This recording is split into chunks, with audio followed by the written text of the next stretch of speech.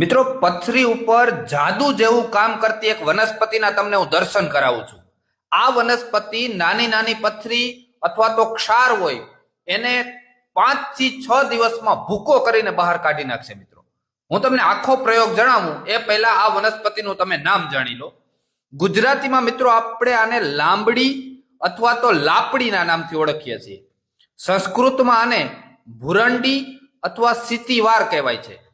હિન્દીમાં આને સિરિયારી કહેવાય છે, જ્યારે આનું લેટિન નામ છે સિલોસિયા આર્જેન્ટિયા.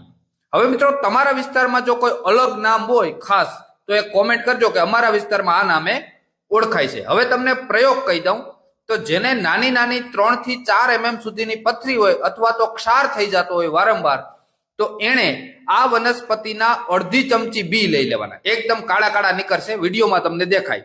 અડધી ચમચી બી લાંબડીના અને અડધી ચમચી સાકર, આ બંનેનો ભૂકો કરી નાખવાનો અને સવારે નરણા કોઠે નોર્મલ પાણી સાથે સવારે પહેલા લઈ લેવાનું અને સાંજે જમતા પહેલા 5-6 વાગે એવી રીતે દિવસમાં 2 વાર, સવારે અને સાંજે દિવસમાં 2 વાર ભૂખ્યા પેટે લેવામાં આવે તો અદ્ભુત એટલે અદ્ભુત ફાયદો થાય છે.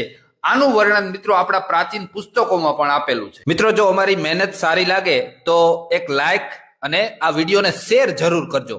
જય ગિરનારી.